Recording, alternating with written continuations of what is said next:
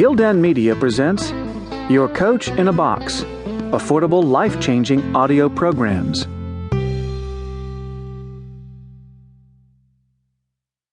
How to Hit a Curveball, Confront and Overcome the Unexpected in Business, by Scott R. Singer, with Mark Levine. Narrated by Don Hagen. Preface. Even I didn't see it coming. When the financial crisis struck in the fall of 2008, I was just as blindsided as everyone else. Don't get me wrong, I don't claim to have any more insight into the financial markets than any other well-informed investment banker.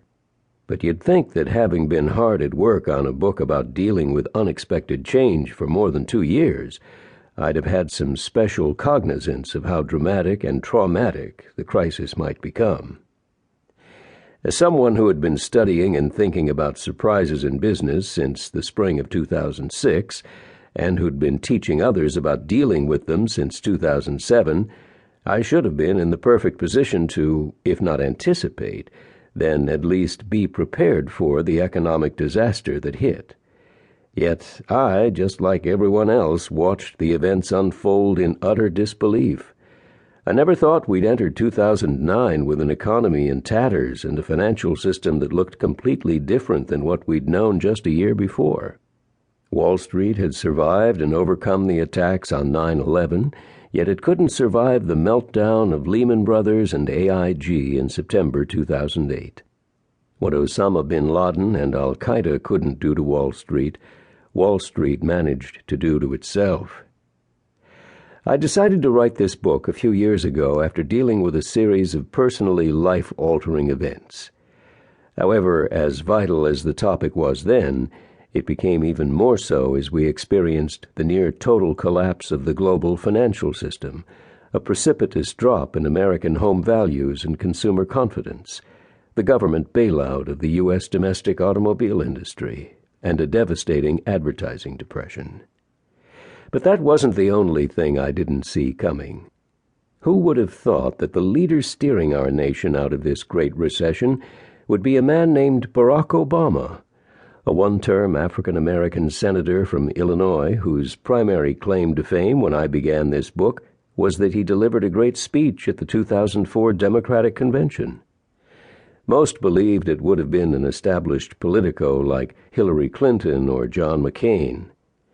And when I started this book, the iPhone was but a gleam in Steve Jobs' eye. Apple hadn't yet entered the cell phone market, let alone taken command of it and changed the way we personally communicate. When I began this book, I thought learning how to deal with the unexpected was an important skill needed to thrive in business. After the recession hit, I realized it was the most essential skill.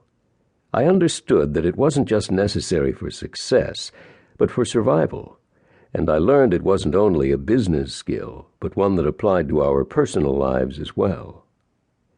At first, I thought confronting and overcoming the unexpected would involve, at least in part, coming up with methods to predict where, when, and how these unforeseen events would come.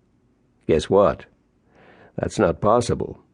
What the last year or so has taught us is that change will indeed come. It will be faster and less predictable than ever before, and our reactions to these changes will yield more unintended consequences than we can possibly imagine. My co-author and I have spent the past 3 years researching, analyzing, and studying management techniques and psychological practices, as well as interviewing some of America's most successful business leaders.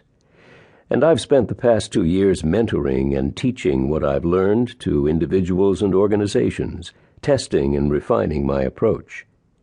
So what I can guarantee is that if you follow the steps, attitudes, and behaviors outlined in the following chapters, you'll be in a better position to deal with whatever comes your way, and sometimes even turn surprising events into tremendous opportunities. None of us knows what the future holds.